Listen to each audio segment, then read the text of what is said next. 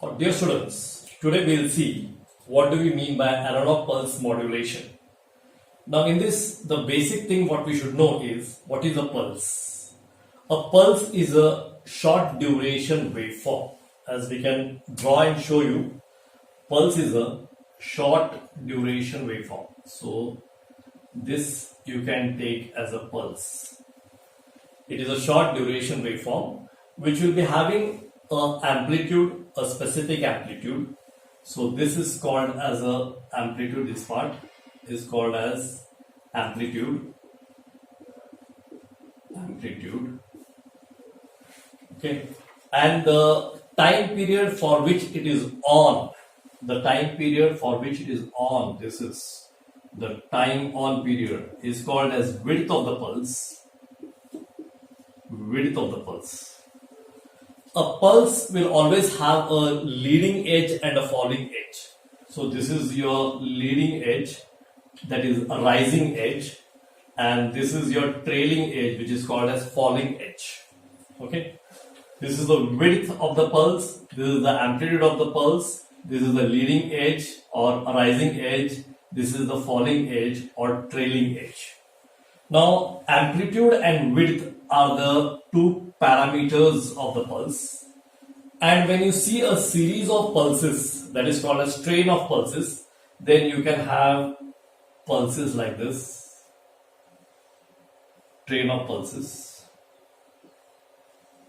This is called as train of pulses. Now here, if you take the rising edge of the first pulse and rising edge of the second pulse, this will give you the time period between two pulses, which can also give you one more parameter, which is called as position of the pulses. So where does the starting, that is the rising edge of the pulse falls, will give you the position of the pulse. Okay, apart from this, whenever you see these pulses, so this period is called as on period and this period is called as off period.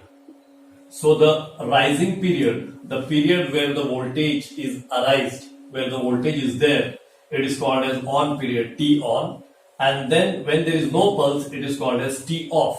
Again you have here T on, this is T on and this is T off period. So a series of pulses will have their own on periods and off periods. Okay.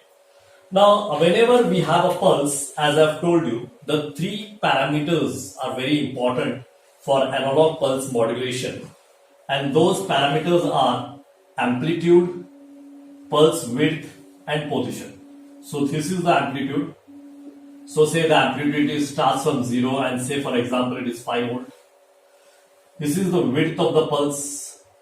Okay, and this is the position of the pulse. Where does this pulse fall and where does the next pulse fall? Where does the next pulse fall? That is the time period which will give you the position of the pulse.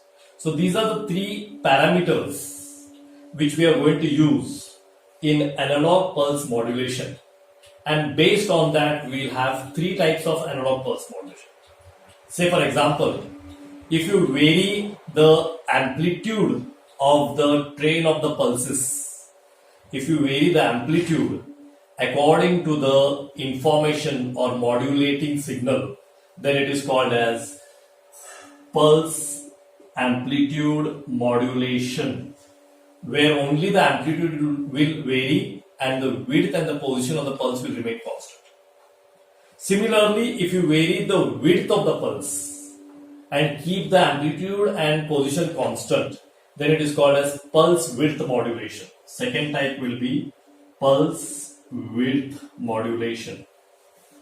Similarly, if you vary the position of the pulse according to the information signal and keep the amplitude and width constant, then you will give rise to third type, pulse position modulation. So in this way, you have three types of analog pulse modulation. The first one is pulse amplitude modulation, the second one is pulse width modulation, and the third one is pulse position modulation. So these three types we will see each one of them individually, starting with the pulse amplitude modulation, PAM.